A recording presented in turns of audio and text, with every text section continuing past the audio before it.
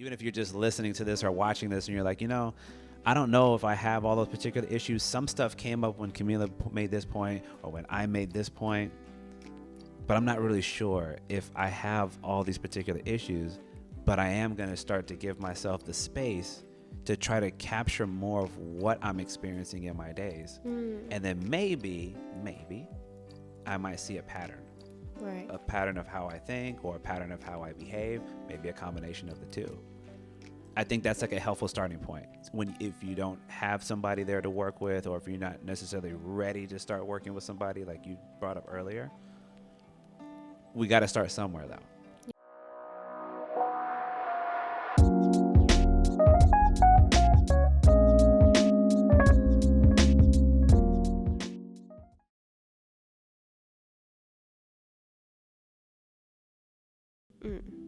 Yeah, for sure. Like, I think my first ever relationship, I didn't know how to communicate.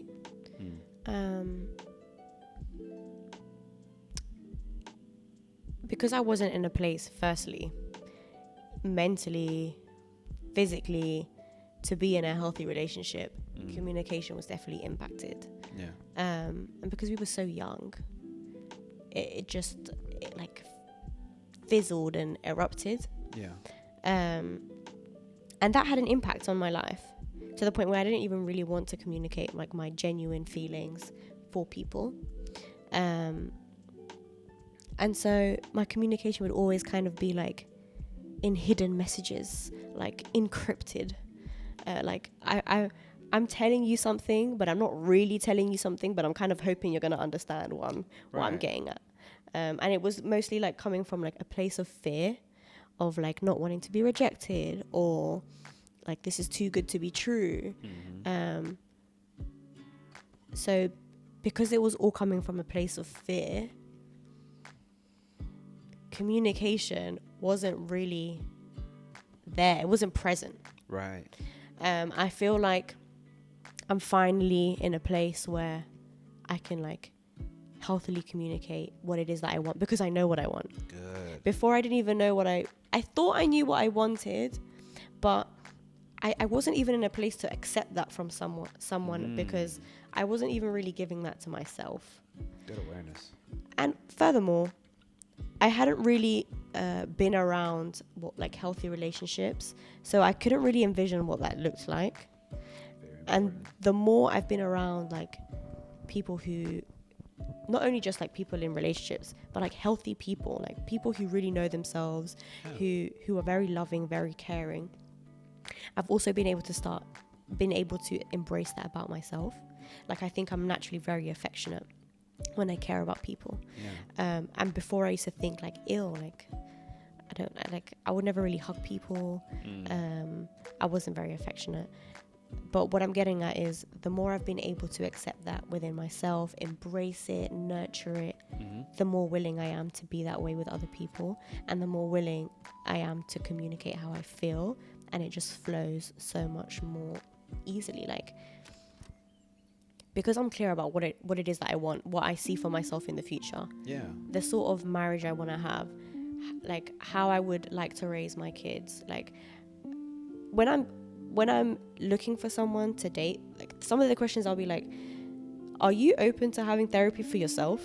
And then if we're in a relationship, like, are you open to us having couples counseling, therapy? Beautiful question. Because for me, I want to know that we're in this together, like, because there's going to be moments where I don't know what the hell I'm doing, you don't know what the hell you're doing. We need like support.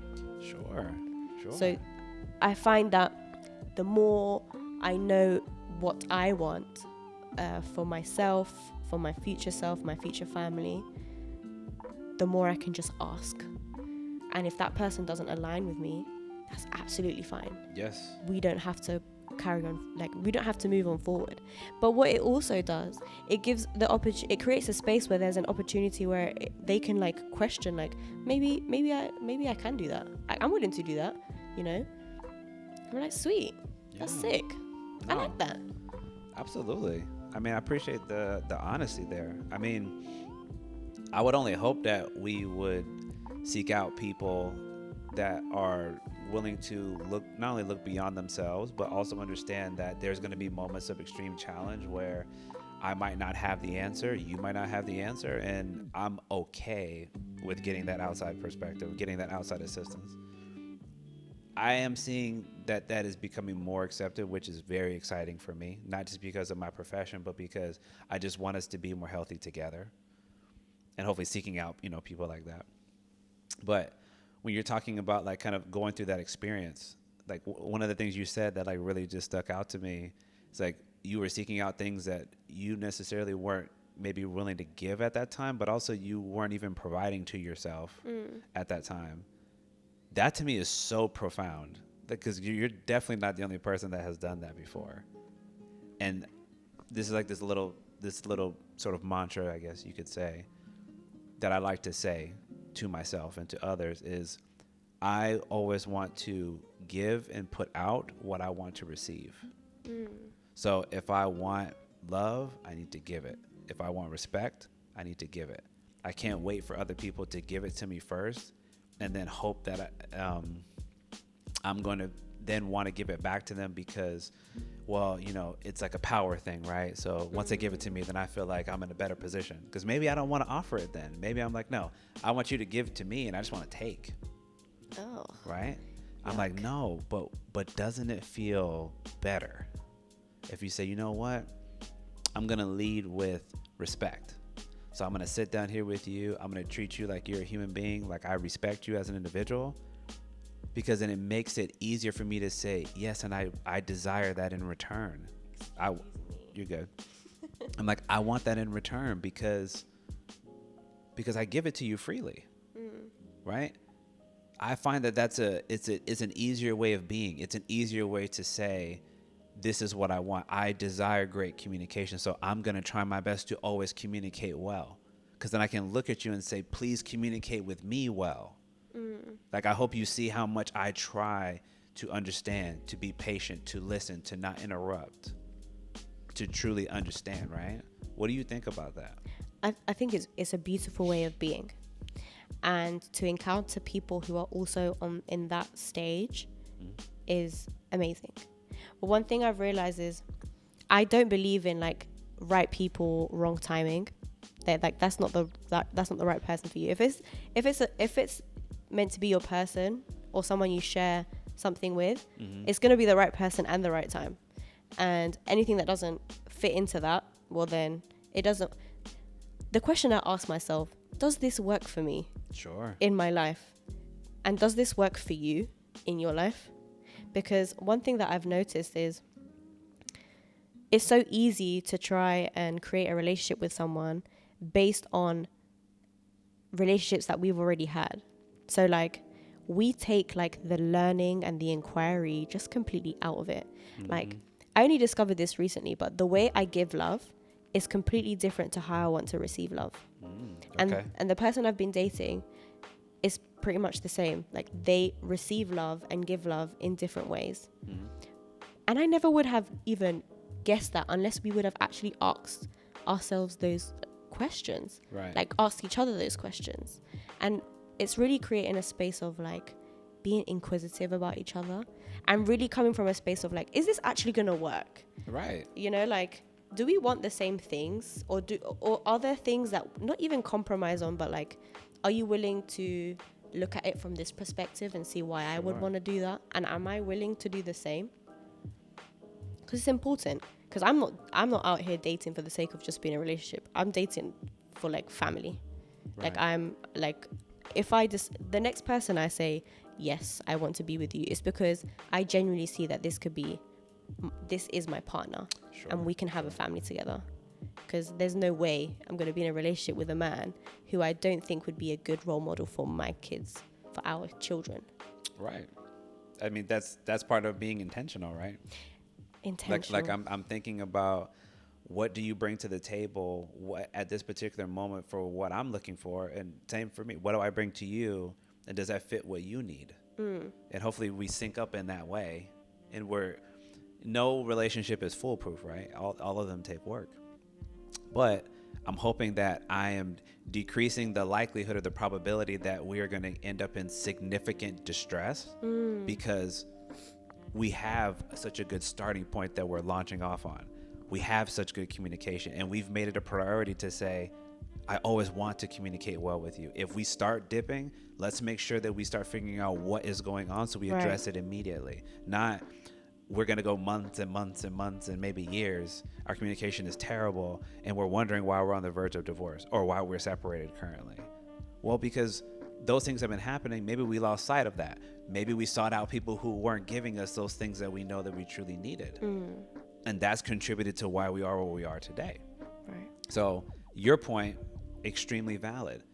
If we're going to date, if we're going to be with somebody, let's be with people that we truly desire, not just because of how they appear, but thinking about what we want for the long term. For those of us that want children and want families, it's important to understand I have to be able to build a solid foundation with this person, not only because I need them to be well and I need to be well, because we are role models and examples to those young ones who are going to be watching us the entire time we raise them. It's so pivotal that we cannot understate and not fully appreciate how much children watch and they observe.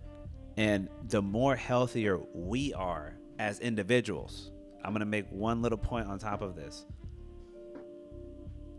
To me, there is a hierarchy of who's most important in our lives. Okay?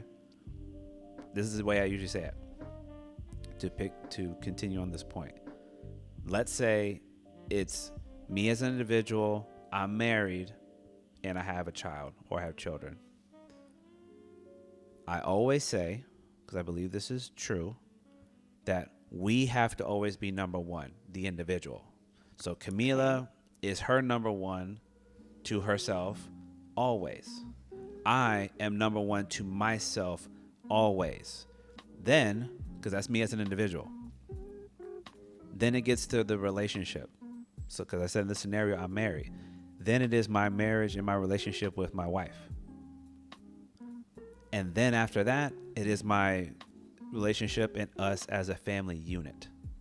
Okay. And the reason why I believe that order is in that particular order is because the family cannot be well if the primary relationship foundation is not well, meaning me and my spouse. The relationship between me and my spouse cannot be well if I am not well. So everything is predicated on, do I take good care of myself? When I need help, do I seek it out? Do I have good support systems around me? So when I'm in certain situations, I know where to go. But what I see that really screws us up at times is there's a too much of a focus on one aspect or another. Maybe I really embrace being a dad. So I kind of let me as a person fall to the wayside because I'm trying to get so much fulfillment being a dad or being a husband. And I forget to do the things that bring me joy just by myself as an individual. Same thing for the woman. You follow what I mean? Mm-hmm. Like, I think it's important that we never lose sight of that because we are complex people. Right. We're not just women and men. We're not just mothers and fathers. We're not just husbands and wives. You may be all of those together. So you got to satisfy and fulfill all aspects of who you are. Otherwise, it might be very difficult to stay in these relationships. Yeah, for sure. For sure. I think you've touched on some really important points, like making sure that you as an individual, you're setting yourself up to be the sort of partner you want to be for your partner and for your kids. And then also what comes up for me out of this conversation is as a significant other, I think it's, especially in like dating phases, to not fall in love with potential. That's huge what you just said. That doesn't make sense because your idea of what potential this other person could reach, if they don't see that for themselves, it's hard. You could push, you can even pull for their greatness, you could stick by them and really have them fulfill on certain things, but Yeah. that's draining. And also Incredibly. expectations, especially uncommunicated expectations of one another. Like, I think it's okay to have expectations of your partner, Sure. because, you know, like, if I come home, for example, I don't know, this is theoretical, but I could expect a meal, you know, from you Mondays to Wednesdays. That's an expectation that we've communicated to each other. So if you don't fulfill on that, then we need to talk. Like, Sure. where's the breakdown? Yeah, where's the breakdown? Like, where is the breakdown? But if it's like uncommunicated expectations, like, that's where it can get a bit funny, because I didn't know you wanted me to cook Monday through to Wednesday, babe. Like, my bad. Like, that I can understand why you're pissed off. Shit. Yes. And no, and even thinking about what you said, right? Like, I love that you hit on expectations, because I think so much about disappointment and frustration. A lot of times it does boil down to the fact that we don't share that information with each other. And then we wonder why we get pissed off. It's like, well, did you really make sure that he understood what you meant when you said, this is really important to me? Did he make sure that she understood that I really need this from you? Did we sit down and make sure we clearly communicated what we need from one another? Because if we don't, then we should not be surprised that we're going to get frustrated and disappointed, because we didn't make sure that we mutually agreed that this is something that we need to create and then maintain. So sometimes I think we set ourselves up for failure, because it's kind of like, if you were trying to build a house, it's like you got a shaky foundation, you know, you're building this out of sand instead of concrete. Like, why would you do that? That's not going to give the best results. It might work for a little while, but that's not really what you want. You want it to be solid. And more importantly, everybody wants to be understood. Let's not get it twisted. Yeah, for sure. Everybody wants to be understood, but sometimes we don't take the time to make sure we're being understood, like that we give that to each other, right? I got to sit here just like we've been doing. I got to listen to you. I got to ask follow-up questions. You have to ask me follow-up questions. I got to make sure we maybe reflect back to each other, right? That we understand. That takes time. That takes energy. Literally. I have to be thoughtful to do that, right? Yeah. But I think if we take that sort of approach, like overall, we're vastly increasing the likelihood that we can stay together, probably for the test of time until we're no longer here. Yeah. And this brings me back to just seeking counsel, seeking therapy in general, because if you're in a place where you're like, you're fulfilled, like as a woman, I am fulfilled in what I do in life. And I know that I'm ready for a relationship, but let's say a year ago, there's just no way. Like, I thought I was ready for a relationship, for dating, but not really. And it translated so much in my dating life. Yeah. Like, looking back, it was so obvious that I wasn't ready, but I wasn't willing to accept that. Fair. And it took seeking counsel to be like, oh, yeah, I really have like these expectations of people, and I wasn't okay with like letting go of situations because I thought it could work out for the best, you know. That kind of speaks back to what you were talking about with the potential, right? Yeah, definitely. Like, instead of seeing kind of what's in front of us, not that potential doesn't matter, but what are you seeing now? Like, maybe that potential could be manifested and created eventually, but is this person like walking a path to like actually realize, or what we would say actualize that potential?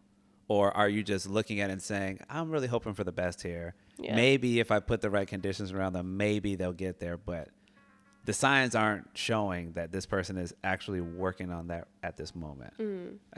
So we have to be very, very conscious of, this is what I'm dealing with. Is this really what I want to be dealing with for the long term? Yes or no? And if the answer is not truly yes, then don't waste your time, because you're probably going to get really frustrated, and the situation might devolve a lot more than you probably had planned for. Yeah. And it's not always easy to be like, yeah, maybe this isn't the person for me, because like, I don't know, I can't speak for other people, but for myself, it's always like, I have such high hopes. Like, I always see the potential in people. Sure. But it's the art of being unattached to outcomes is powerful. It's so powerful, because I can really like someone.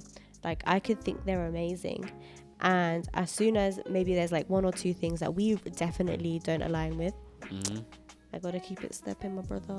Gotta keep it stepping. That's facts. That's facts. I mean, I hope, because we try to talk about this a lot on the platform, especially when it comes to relationships and families, that I hope that people who are listening and watching may understand, as individuals, man, we're so inherently complicated. And because we are, then inherently relationships will be. Right? That's just trying to be logical from that standpoint. Yeah, for sure. So that means that the best thing that I can do if I want to be ready for these relationships is let me make sure, to Camila's point, that I'm doing my work in between that. I don't have to be dating to try to be the best version of myself. Right. I can still be getting myself mentally and emotionally and physically prepared for the life that I want, right? So that way when it does present, maybe I'm ready to embrace that opportunity because I can see it, right? Because I'm more ready for it. Right. I see it walking there. I'm going to jump on it right now. Yeah. But if I'm in my own head, if I got all this stuff going on that I don't address, the opportunities are around me, but it's almost as if they're invisible to me because I got so many other things on my mind, so much on my heart, like I just can't even fixate on it. So the purpose of having these discussions is to recognize if you see that you're struggling in these areas, if you understand that I've had past relationships, or I struggle with communicating with my children, or I get a lot of feedback that I'm not very open with how I'm feeling, that might be the sign to say, I need to get some help. I need to consider a different viewpoint. Maybe if I'm not seeing that I'm feeling happy and the people around me that I value are feeling particularly happy, then maybe I need to try to do something different about it. Anything else you want to add to that? Yeah. I would say if you're feeling extra brave, extra courageous, and extra open to taking on any sort of personal development, I would highly recommend you ask maybe 5 people that you really love and trust, and ask them, let them know that you're asking them these questions because you really want to take yourself on, you want to discover something new, and that you won't hold it against them. You cannot hold it against them, guys. Like, you have to ask from a place of genuine inquiry, okay? Yes. And really create the space for them to be honest with you, because it can be hard. And then ask them, what do you feel are my strengths? What do you feel are my weaknesses? How do you think people see me? Ask them those 3 questions. Be inquisitive about what comes up. And sometimes it doesn't mean you have to take anything on. Sure. Just because someone says, oh, your weakness is X and Y, you can be like, oh, I already knew that. That's fine.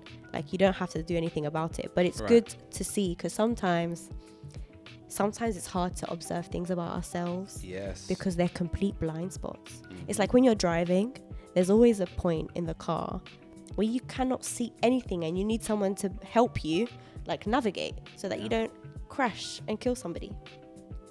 So that's what I would suggest. Good. And play with that. I love that. No, I love that. And yeah, having that awareness is very, very important. And understanding that, yes, to your last point, there are going to be things that I may not be able to observe about myself because I am myself. Going back to the implicit bias.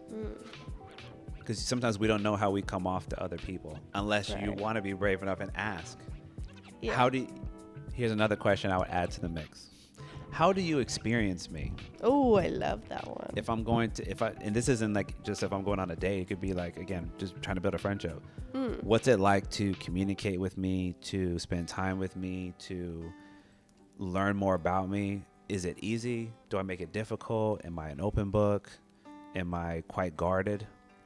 I think it's good to get that feedback. Again, like you said, start with people that you trust, that you feel that are going to be honest with that feedback, but not try to be overly punitive or critical of you, but generally constructive feedback that you can try to do something with, right? I think that can always be helpful.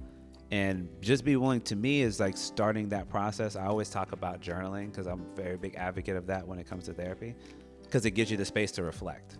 So even if you're just listening to this or watching this and you're like, I don't know if I have all those particular issues. Some stuff came up when Camila made this point or when I made this point, but I'm not really sure if I have all these particular issues, but I am going to start to give myself the space to try to capture more of what I'm experiencing in my days. And then maybe I might see a pattern.